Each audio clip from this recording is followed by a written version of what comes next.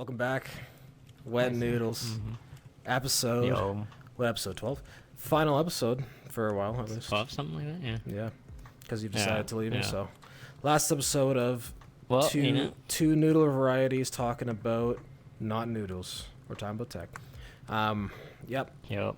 Moving on to our first couple of topics here today. Not too much in terms of the VR stuff, but there are quite a bit of gaming news, of course. So we want to cover all of it. Before I continue, let me make sure that you're not super loud. Okay, your turn down. Awesome. And good to remember to do that. yeah, good. Oh yeah, let me check my output. Oh, I'm. We'll do it later. Dude. You're good. Right, Keep it there. You're good. All right. We got to make it quiet. You're just so loud. No worries. First topic. VR related. Do you know what Oculus Home is? No, I do not. So, Oculus Home, this is not really news for new people. This is news for people who are already in VR, I would say. A lot of people have used the Oculus Rifts, the original ones, right? And obviously the Rifts were a huge part of, the VR industry, the VR culture, and there was a cool feature. It wasn't nice to have. I don't think it was something massive, but I personally know a lot of people that used it. Was Oculus Home, and that's this. When you go into VR on any headset, of course you're greeted with like a UI showing you your games, and then like an environment around you, right? Oculus, the Rift, the ones that connect to your PC, even when your Quest connects to your PC, I should say, had something called Oculus Home. You load it in, and it's called Oculus Home. So you see your games, but then it also had an environment around you. Now the big difference with Oculus Home was that you can actually edit it. So you could like put like a chair in it, you could put like a different scenario, you can put like scenery, you could cool. A big one was that decorate it. A big one was that the games you played, if you got achievements, like achievements would be like a trophy, and you could put that like in like a cabin or something, right? So every time you load into VR, you could have like your own customized like house with bed or whatever, and it's like, okay, cool, it's a nice to have. You're obviously not going to sit there very long, but I knew people that went pretty ham with it. People were pretty happy that like you had a lot of range of customization, and they had it for a long time. It's been there since like the early days of Oculus, like super long time. Very cool feature that they had, and I think the biggest thing was the fact that you could play games, get achievements, and you could like show off the achievements as trophies in your house, right? Like, that's kind of sick. I think that's a cool idea. But the news is that they're removing it. They're cutting the feature, which is kind of unfortunate. Oh, that's unfortunate. I don't know if they give it a date. It might already have happened. I'm not sure, but that's just kind of not really much else there, and it's more so for people who already experienced it. But I think it was a cool idea, and I think Steam tried it, but ultimately it didn't pan out. Like, I think the coolest feature of something like that is the idea that you can like have like a trophy cabinet with your achievements. Like, I think that's the biggest feature. Like, that's cool. It's pretty cool too. And I think that's something that maybe we'll see again in the future. Like, I could see like, if VR becomes a lot more popular, you'll have people like wanting to have like their own customization when they load into VR. They want to be in their own like room, their own world that has the stuff they have, right? Posters of whatever. Like, that's kind of the idea behind it. And it's been it just kind of sucks that they got rid of it, but at the same time, it kind of makes sense if you think about how meta is going with Oculus. They really are pushing the Quests. The Quests don't have Oculus Home because it's not right for the PC, but it's like very simple comparatively, right? It's just a scenery, and that's it. Yeah, unfortunate. That's kind of unfortunate. That is kind of unfortunate. You know, because it's like it's a shame that like Steam VR, you don't really get trophies for Steam VR, which is unfortunate. Like, that would be cool if it's something that you did get, but I don't even think Half-Life Alyx has any kind of trophies or anything. I don't think. It might have had. That is a Valve. I don't know. But not but not in the sense of this Oculus Home where you had like a physical one that you're like, oh wow, this is my trophy. Yeah, like that's unfortunate they got rid of that. But not I don't think it affects a massive amount of people because not many people are using it. But I would have liked to see that of some sort. Maybe even with my headset on Steam. But it's kind of a small bit of news. But anyways, moving on to next something interesting. Maybe you might actually like to hear. This week I think it was in LA, a very niche conference. I think it was called the Screen and Lenses conference happened. It's a very niche conference. Just think about that, like companies showing off lenses and screens. Like super limited niche. Companies. But it's actually notable for VR because VR is, as you know, very high tech lenses. So obviously there's going to be companies showing off high tech lenses, right? But we saw the most, and I mean, there wasn't like any huge announcements. I don't think any big companies went there because it's more so like lens creators and screen creators, right? So you're not going to see like Samsung or whatever. You're going to see like their suppliers there. So there's some cool screens they showed off, especially when it came to VR. They showed like your typical high-res, like big screen beyond type lenses, and they had those, and those look really cool. But there's one I wanted to point out that I thought was really cool and maybe has some implications on the future of VR, and maybe you might like this idea because I think we've talked about like FOV, for example, right? We talked about how that's like a big limitation in VR. You want to be able to see more around you.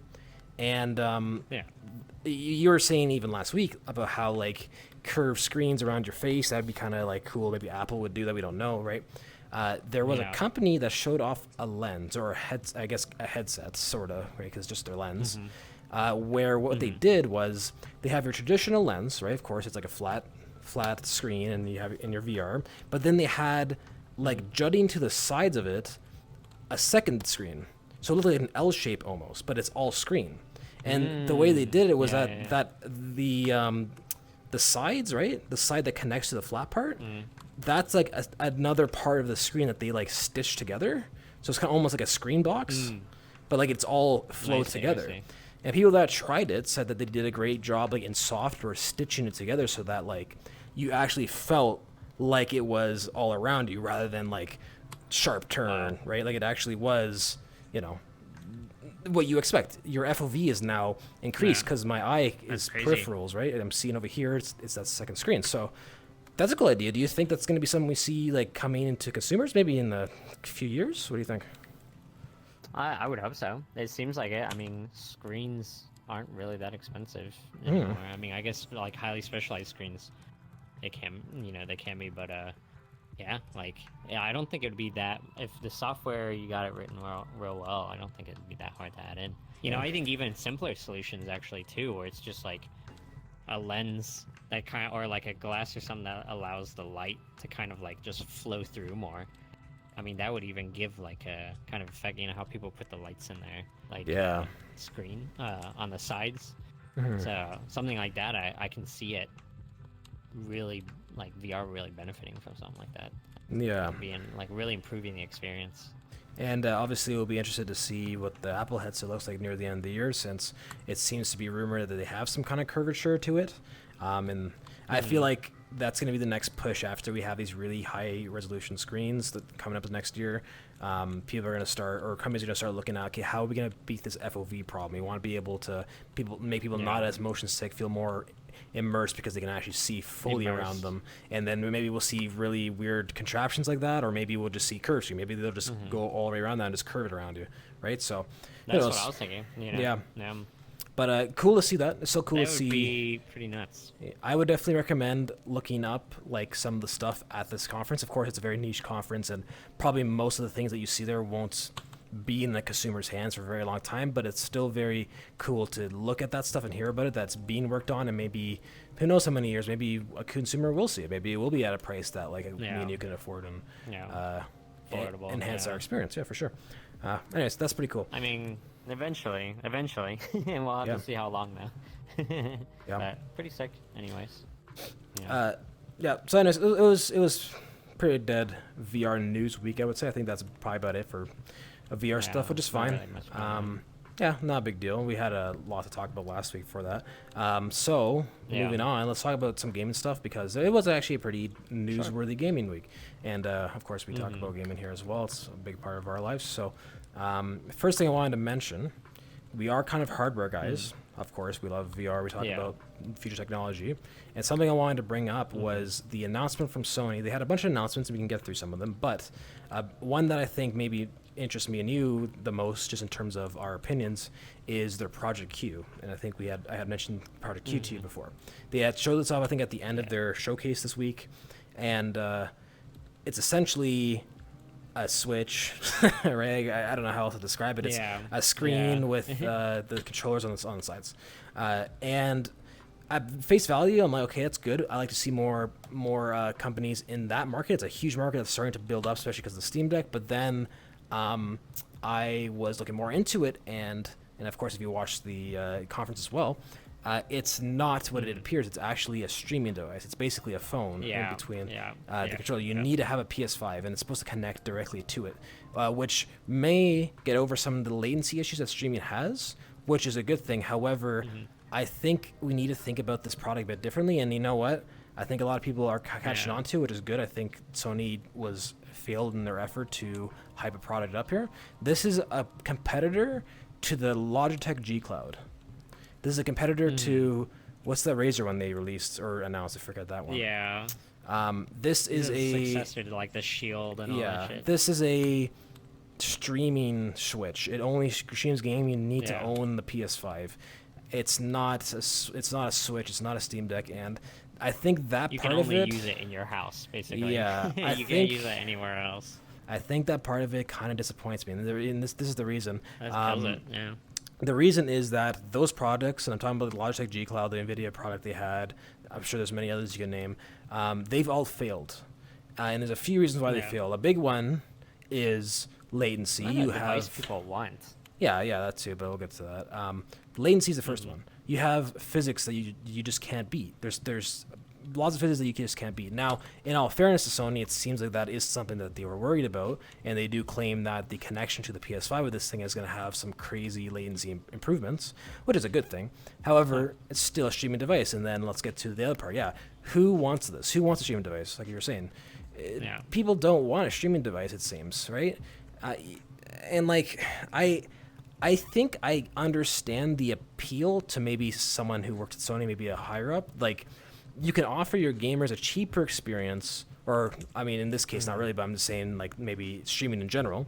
You can offer your gamers a cheaper experience that's still mobile. They wouldn't have to buy big rigs or whatever. Of course, again, barring this specific case, you wouldn't have to buy a specific console or whatever. You could just stream straight from the internet. And like, that's a cool concept. Like, you won't have to be paying for really high hardware. You'll always have it because it's the highest quality will be streamed to you. But then the thing is, this is not a new concept. It's been a concept for a while, and I think most gamers at this point have learned that the cons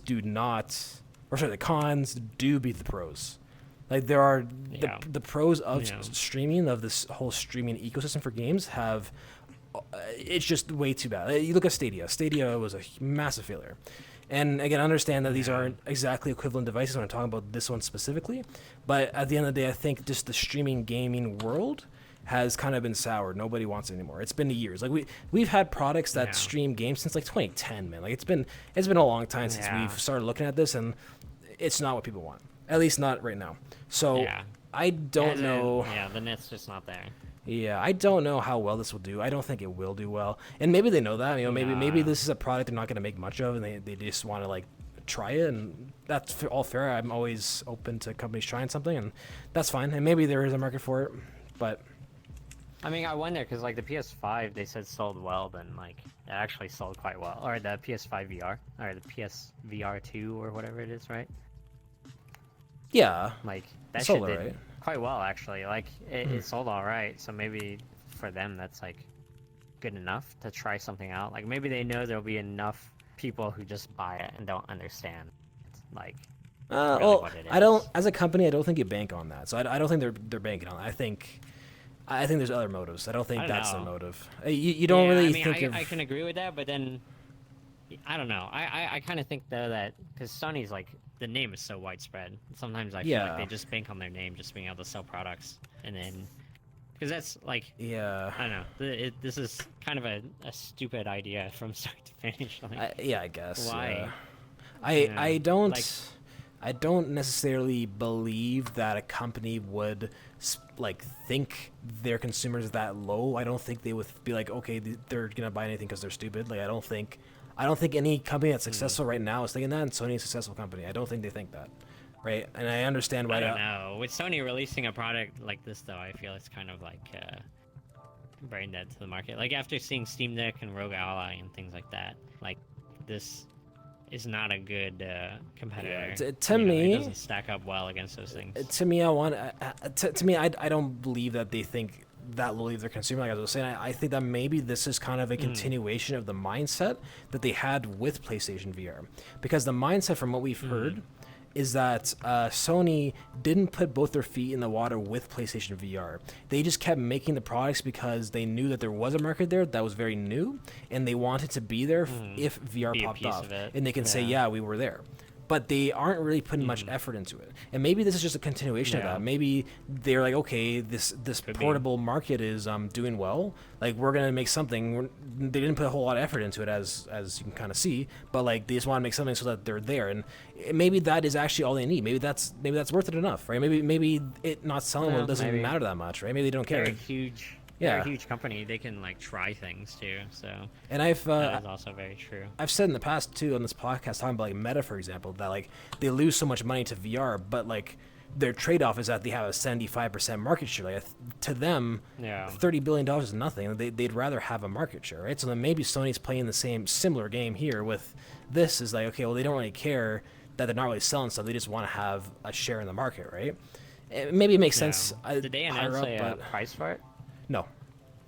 It's still like a project, right? It's a project queue. It's still in the project non-named status. So, I see. There's a lot of things we don't know, of course, because it's so early. So again, we'll have to see. But at least from base value, it's definitely not a device that's going to be pushing much. But we'll have to see what happens, and maybe we'll be surprised. And I'd like to be surprised, honestly. So, that was. Yeah, I mean, for sure, nobody wants to be disappointed. Yeah, that's for sure.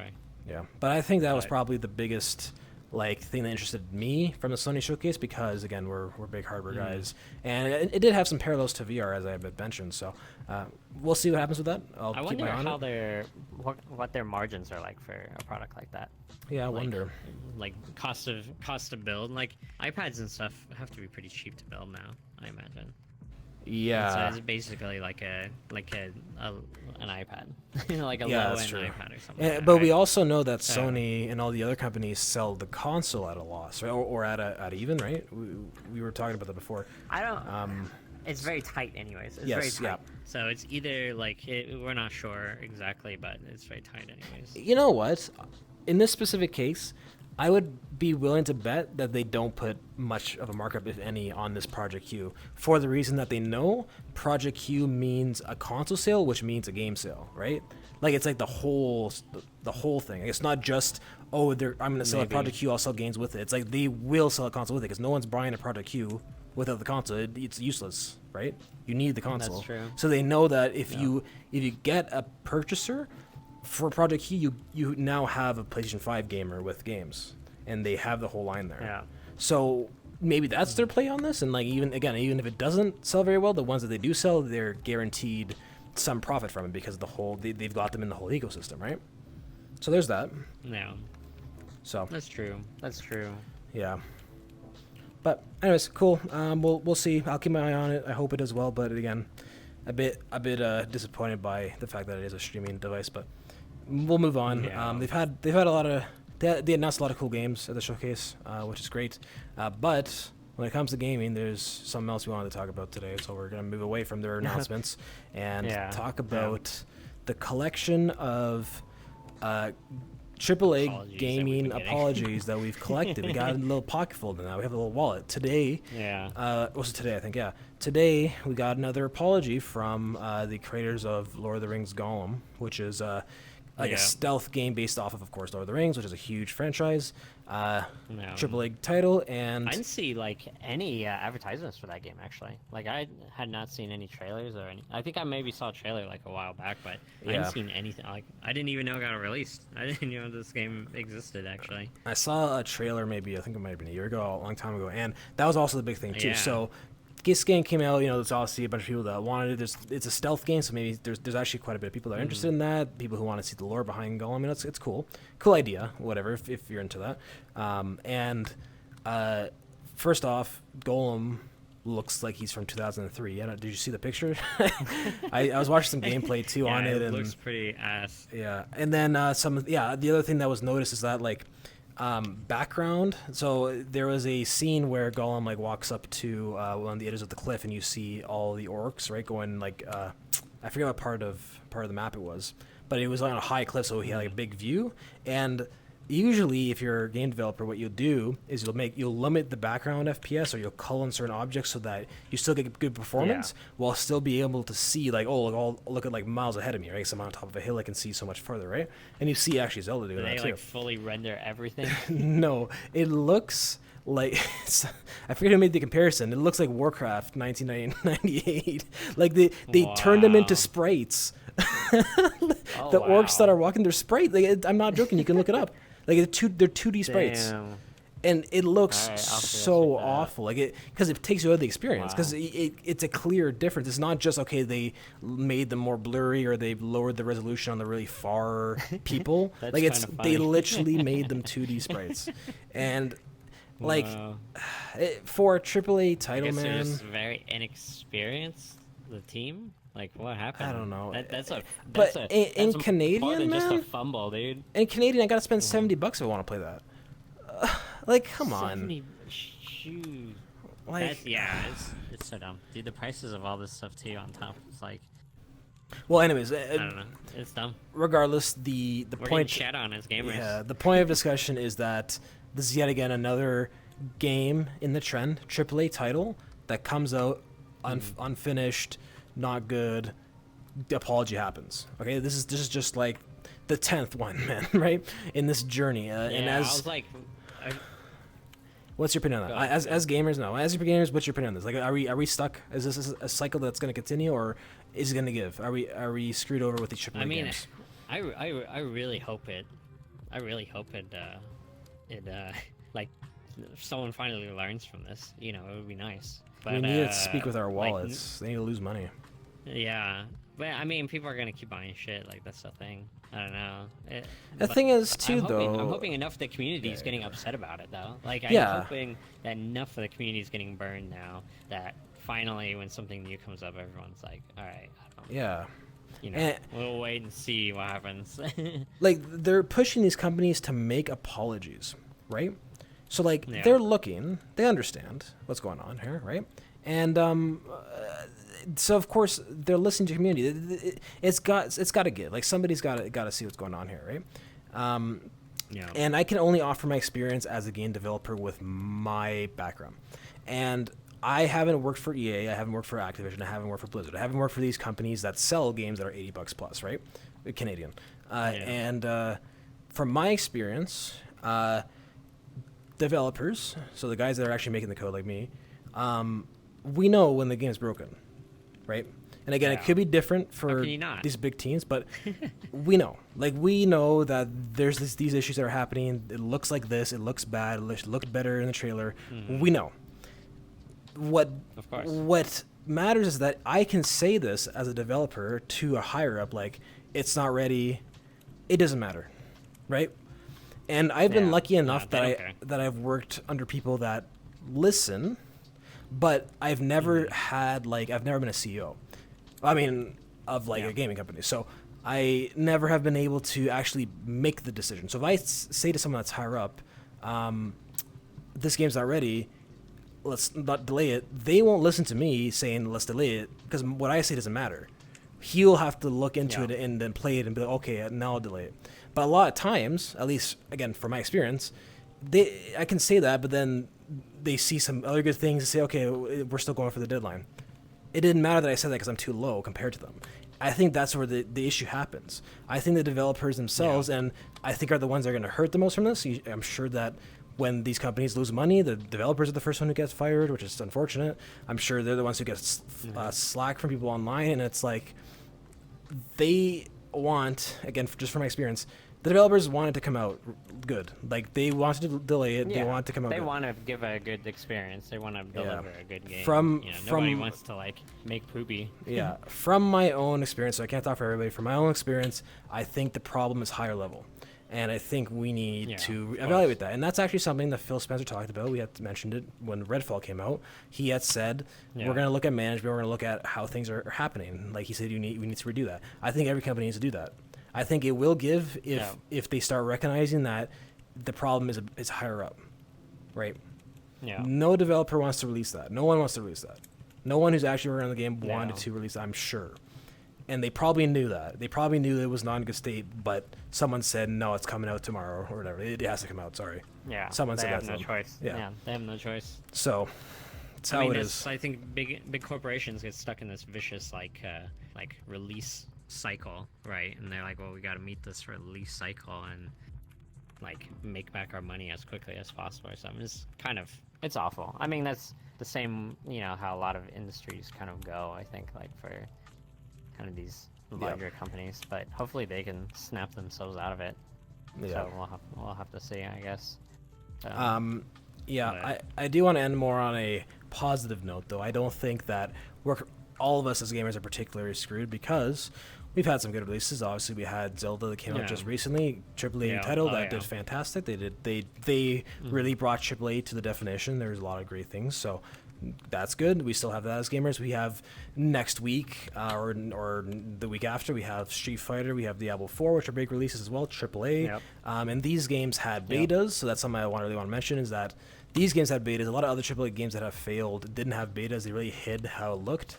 Diablo and Street Fighter have really been transparent about how the game looks right now. They let people play it already. Like, I think that's a good sign, so I'm more hopeful for these games coming out. We also have more AAA games. Kind of more clear on what you're getting. We have more AAA games coming out this year that hopefully will be good too. We have like Starfield, right? That's a big one. Hopefully it'll come out good. Like, we have more hope for the future. Get another apology. We have more hope, but we do have still good stuff coming out. So I think there's still a lot to look forward to. I don't think we should all be down in the dumps because all of these apologies, like, maybe there's no more good games coming out. There's definitely good games coming out. They're coming. It's just there's just so much games coming out. I think maybe we should be okay with the fact that not all of them are going to hit. We can be hopeful for all of them, because I would love every game to be amazing and as good as they hyped it, but it's not how the world works, unfortunately. But that's okay. Yeah, I want to like things. I don't want to not like things. You know, I don't want to hate everything. But I think that's a good recap of the week for our own interests there. Wes, you got anything else to say? This is our final send off here before we finish our podcast for a while. No, I mean, definitely gonna miss hanging out, but I'll get back. We do what we can, you know. So, do what we can. But it'd be nice to travel. Hell yeah. Well, when you're in, you're gonna be near Shenzhen, right? When you're in China. Yeah, I was actually thinking about seeing if I can find some of these companies, like the screen manufacturers. And stuff like I was gonna say you come bring me news. A lot of them are all out there. A lot of them are all out there in Asia. So like a lot of them are in actually. So like Dongguan is just the city north of where I'm at. So maybe I can see if I can find anything. Be interesting, anyways. Well, bring me some products, bring me some news, and we'll show it off. Sure. All right, come join me to the screen, please. We're ending off. That's Wet Noodles, all season 1. Yeah. Wet Noodles is out, season 1. All right, get to the camera. Oh, I'm on the table. I'm on the table. Yeah, come down, dude. I'm coming. All right, that's it. Bye bye. Let's see you in a bit.